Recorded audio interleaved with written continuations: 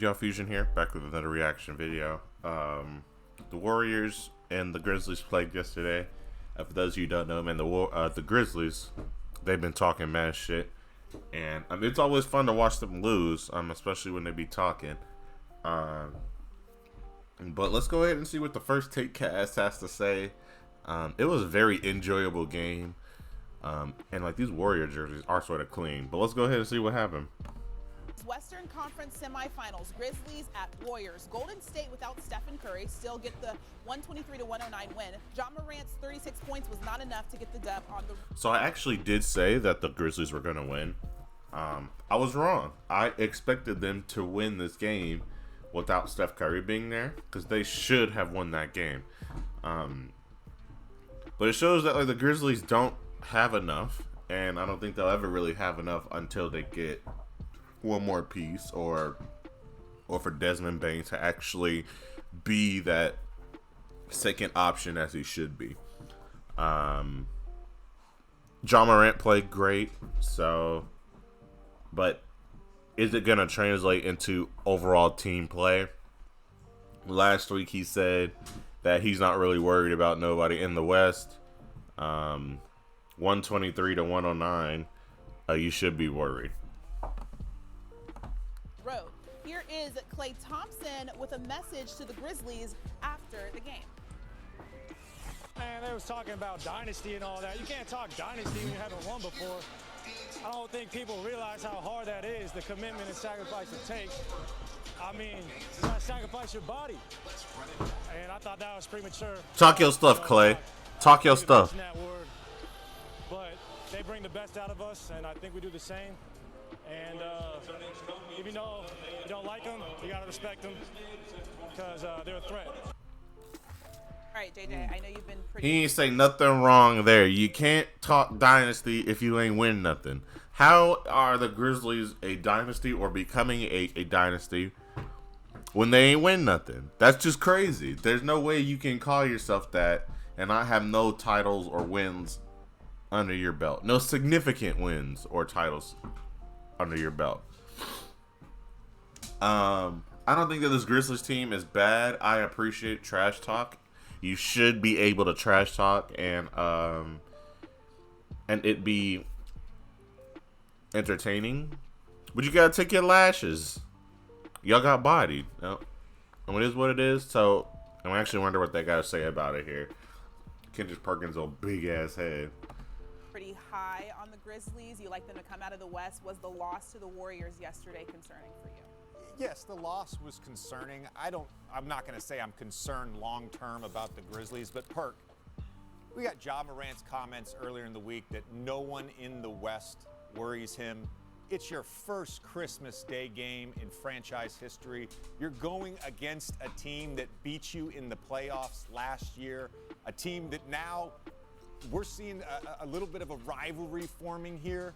You're going against them without Steph Curry, without Andrew Wiggins. And look, outside of Ja Morant and some of the role players, they put up a dud. What I'm concerned about is this. For the Grizzlies to really be a championship contender, Desmond Bane has to be that second star. He hasn't played well. And granted, it's only been 2 games, but he hasn't played well since he got back from injury. And my other concern about this team, they need Dylan Brooks and Jaren Jackson Jr. to be on the court. And both these guys historically have had a hard time staying out of foul trouble, and we saw that again last night. Look, the Grizz are 11th in offense, 4th in defense in the NBA. Their offense is going to pick back up now that Bane is back. My concern isn't long term, but it was a little befuddling to watch them. I don't want to be too harsh, Perk, but to watch them get punked last night by the Warriors.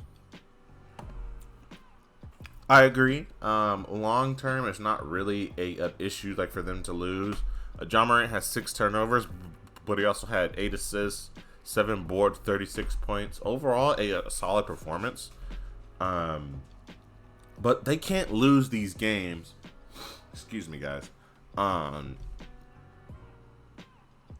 They can't lose these type of games. They have to beat this Warriors team without Steph Curry, because again, these are champs. These were the champions last year. They don't have their quote unquote main guy. Now, I don't think they expected Jordan Poole to go crazy, Klay Thompson to actually hoop. It seems like, as well, a Draymond Green was playing great as well, which might not show all the time in the stat sheet. I can't remember exactly what he had, but I did see at one point he had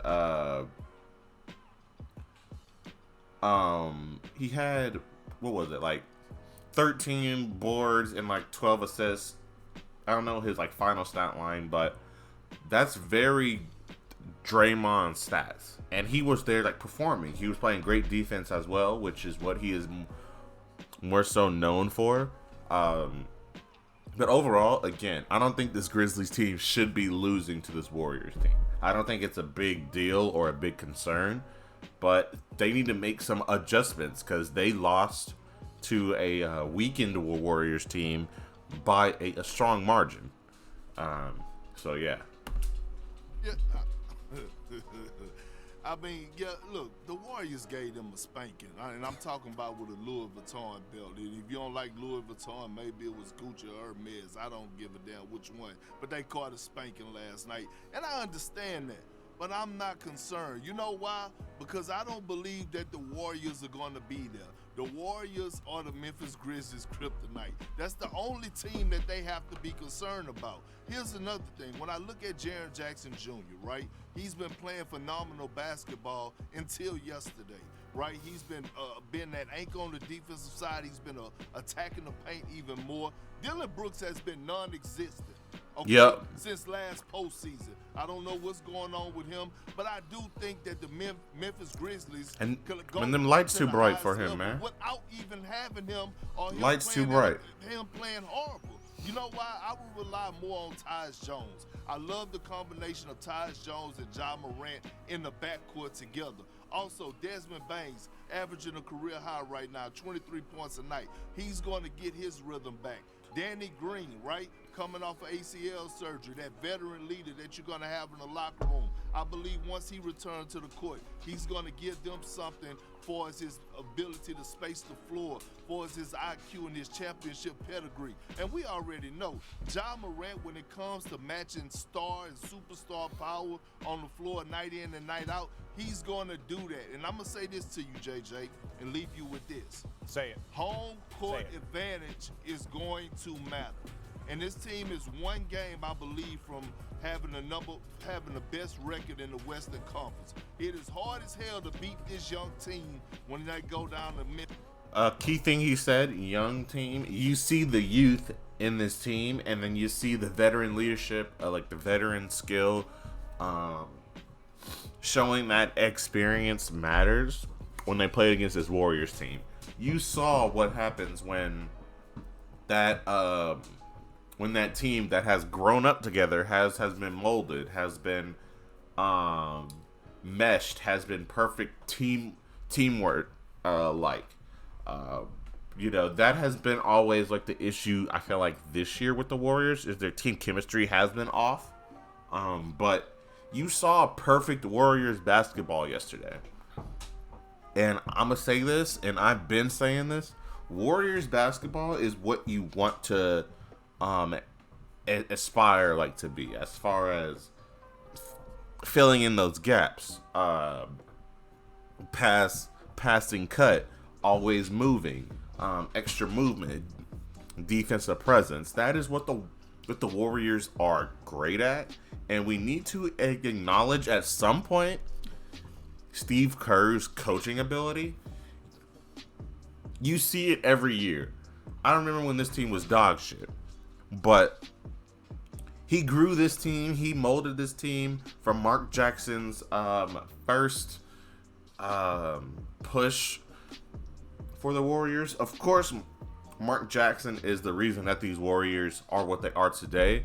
But I think Steve Kerr, he really cleaned it up, developed it a bit better, showed them what they can be, showing what they can do, and really changed the culture of this team. And eventually, we gonna have to give Steve Kerr some credit. Eventually, we gonna have to give that man some credit. To the dark. All right, so when we all know in the postseason. Role players play better at home. I think this team will be ready. I think this actually was a great thing for them because you know why? This humbled them enough to say, you know what? Let's get back in the lab and let's get back to the meat and potato thing. I agree. I think it's important for a great team to lose games that they're supposed to win because it humbles them. It shows them. It lights a fire under their ass because they need it. They've been talking a lot of shit. But then you see what happens when somebody backs it up. These Warriors didn't really say much, but you know when it comes down to it, they will perform. And I think that these Grizzlies need to take that, sit with it, deal with it, realize you lost on national TV. Everybody was watching you guys. This was a Christmas Day game, one of the most important games in basketball, and you lost. So y'all need to take that home, sit with it, stew in it, realize that there are some things that you guys need to improve on and not talk a lot of shit. And I think that they're just going to be better overall later. But that's everything, man. Tell me what you guys think about the game. I thought it was a very entertaining game. Basketball has been very entertaining as of recent. John Morant is a young star in the making. He reminds me of young Kobe as far as his athleticism, his confidence, how he scores at the rim, how he gets to the basket. He just needs to realize that he needs to slow down just a tad bit. I don't think he really fully developed his stop and go yet. But once he gets that perfect, I think he's gonna be an even more dangerous force in the league. And I think that Grizzlies team just needs one more guy or one more veteran who can